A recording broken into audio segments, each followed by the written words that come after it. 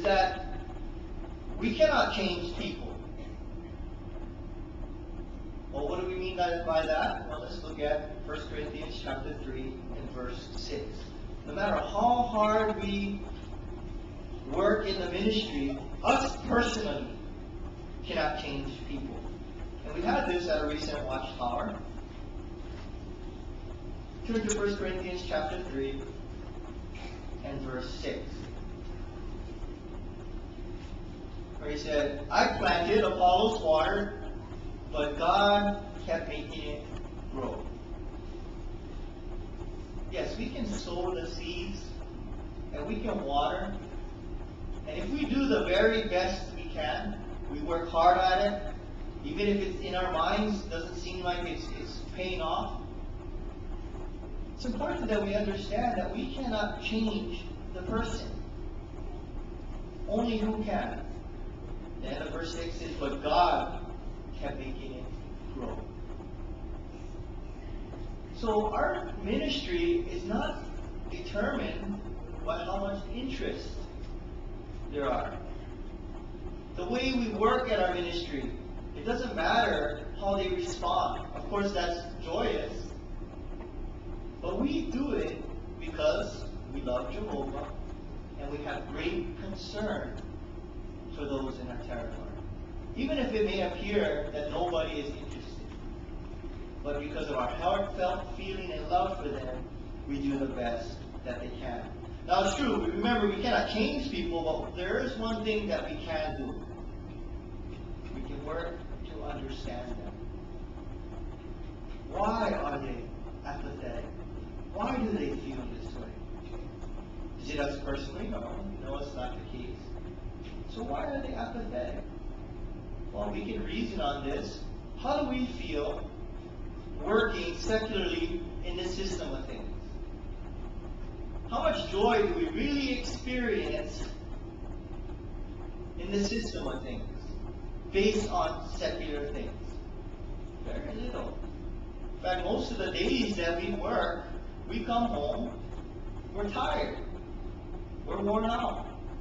And it seems like no matter how much we try, we're kind of in the same place in a secular sense. The same cycle. Well, imagine those in our territories who are working as hard as they can to find joy in their life. Nothing. Nothing works.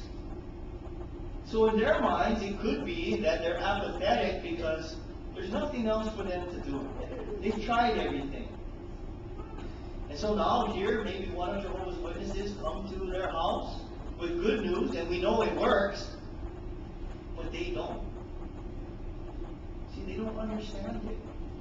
We look at Jonah chapter 4 and verse 11.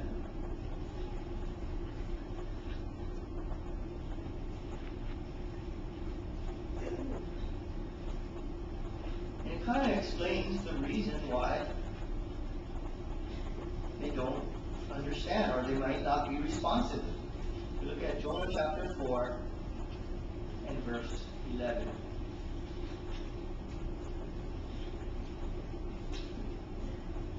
It says there, and for my part, I do not...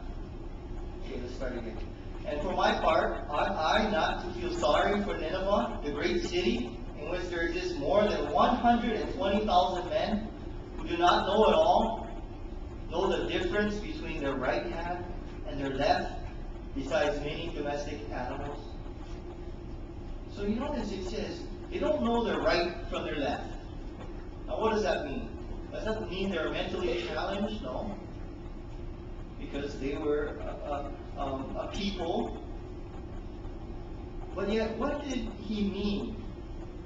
Well, the Ninevites did not have any sound standard for judging what was proper or improper from God's standpoint. It basically means that they didn't know. They don't know the truth, so they don't know what standards. So they don't know what's right, what's wrong, what causes them to be joyful, what causes them to be sad. They have no idea.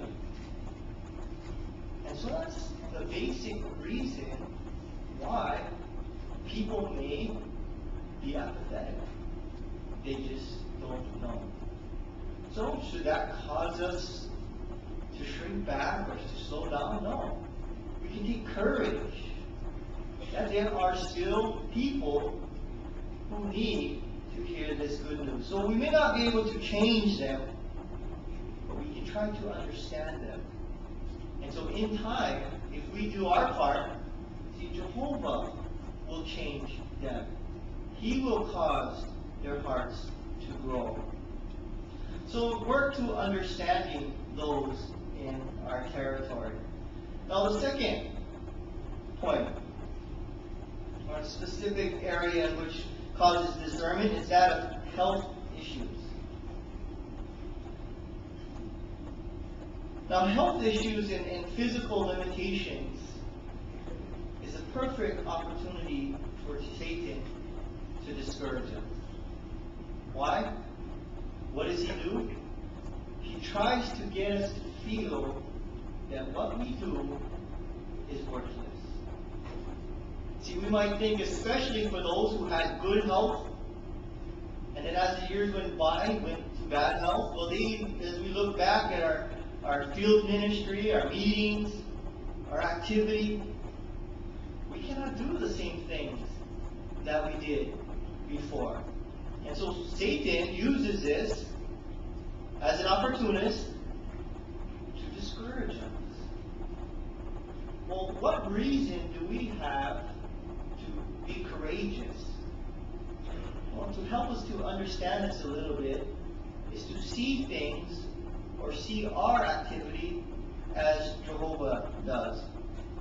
We look at an example at 2 Corinthians chapter 12 and verses 7 through 10. See, should we feel disappointed that we cannot do the things that we used to? Let's look at 2 Corinthians chapter 12, verse 7 through 10. And notice Paul's example. Now, through Paul's experience and his service, we can learn a lot from it. First 2 Corinthians chapter 12,